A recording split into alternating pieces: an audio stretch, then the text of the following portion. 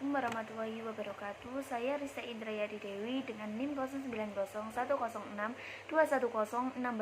Di sini saya akan mempresentasikan mengenai ilmu tafsir. Dalam materi ilmu tafsir ini saya akan membahas 5 subbab. Yang pertama yaitu pengertian tafsir, takwil, dan tarjamah.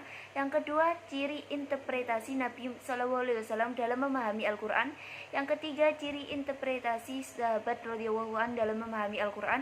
Yang keempat, cerita atau riwayat Israiliyat dalam penafsiran Al-Quran. Dan yang terakhir, kode etik penafsiran Al-Quran. Yang pertama, pengertian tafsir, takwil, dan tarjamah. Tafsir secara etimologi berarti menjelaskan dan mengungkapkan. Sedangkan secara terminologi, tafsir adalah berbagai aktivitas yang berupaya menyingkap makna yang paling jelas dan tepat di antara makna yang dimuat oleh teks lafal ayat Al-Quran, sehingga berfungsi sebagai penjelas pesan Allah. Karena itu selama ini tafsir biasanya digunakan untuk menyingkap makna ayat-ayat yang muhkam dan bersifat tekstualis. Pengertian takwil.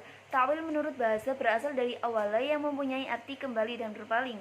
Sedangkan menurut istilah adalah makna-makna tersembunyi dan terselubung yang bersifat spiritual yang dimuat oleh ayat Al-Quran yang mulia yang diistinbatkan oleh para ulama dan para arif.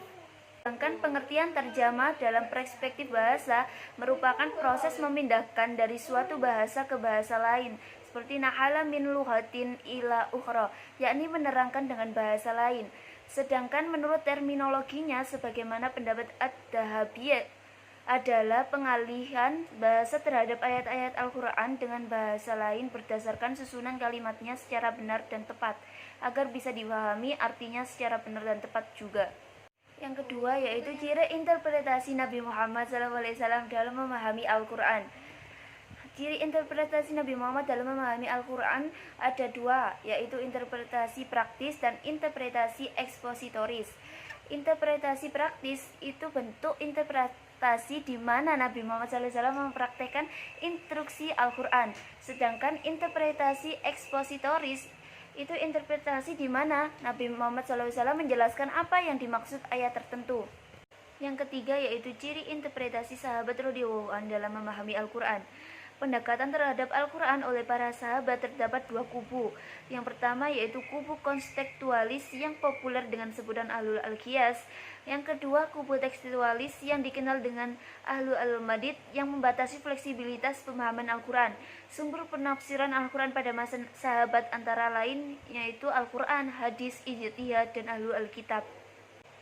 Yang keempat yaitu cerita atau riwayat Israiliyat dalam penafsiran Al-Quran. Israiliyat merupakan cerita yang dikisahkan dari sumber Israili. Israiliyah dinisbatkan kepada Israil yaitu Yakub dan Ishak bin Ibrahim yang mempunyai 12 keturunan. Bani Israil adalah juga disebut dengan Yahudi. Meski pada mulanya cerita ini menunjukkan kisah-kisah yang bersumber dari orang-orang Yahudi, tetapi kemudian masuk ke dalam istilah ini semua cerita lama, baik yang bersumber dari Yahudi maupun Nasrani atau semua agama di luar Islam yang merembes pada penafsiran Al-Quran dan hadis. Macam-macam cerita atau riwayat Israiliyat. Yang pertama dari segi sah atau tidaknya, maka terbagi menjadi dua, yaitu cerita yang sahih dan cerita yang tidak sahih. Cerita yang sahih boleh meriwayatkan, sedangkan cerita yang tidak sahih tidak boleh meriwayatkan.